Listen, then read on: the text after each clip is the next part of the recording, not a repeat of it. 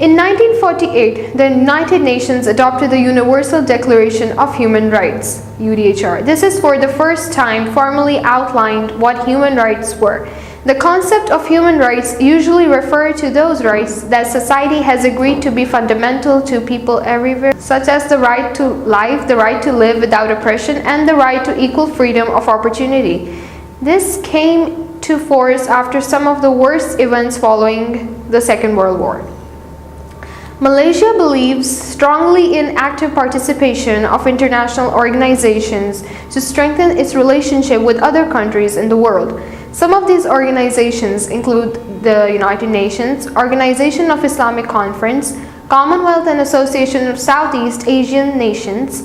Malaysia, Indonesia, Thailand, the Philippines, and Singapore joined together to form the Association of Southeast Asian Nations, better known simply as ASEAN. The aims and purposes of Asean, as mediated out in the Bangkok Declaration, are as follows. Number 1. To accelerate economic growth, social progress, and cultural development in the region through joint endeavours in the spirit of equality and partnership in order to strengthen the foundation for a prosperous and peaceful community of Southeast Asia. Number 2.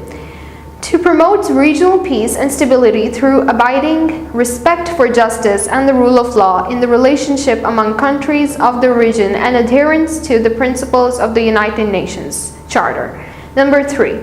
To promote active collaboration and mutual assistance on matters of common interest in the economic, social, cultural, technical, scientific, and administrative fields. Number 4. To provide assistance to each other in the form of training and research facilities in the educational, professional, technical, and administrative spheres.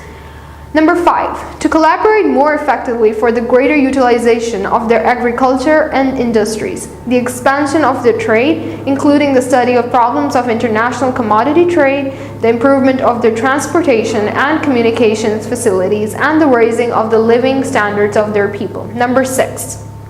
To promote Southeast Asian studies.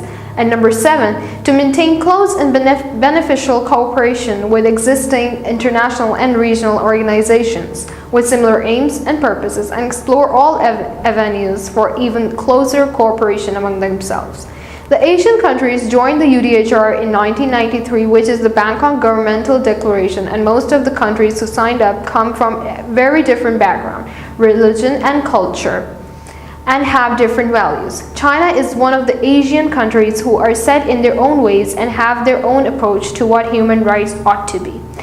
They believe that the community comes before individual rights, and they take it seriously when somebody interferes with their rights. They also like a quiet life and perceive the Western world as being a bad influence on their society.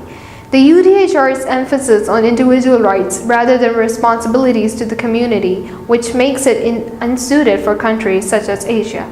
In conclusion, the Southeast Asia region is still a relatively safe region, even with the disputes remains unsolved. It can also be seen that these disputes would not cause any instability to the region due to the fact that Southeast Asia region is becoming a more mature region, and the focus would be on economic progress and the emphasis of stability for the region.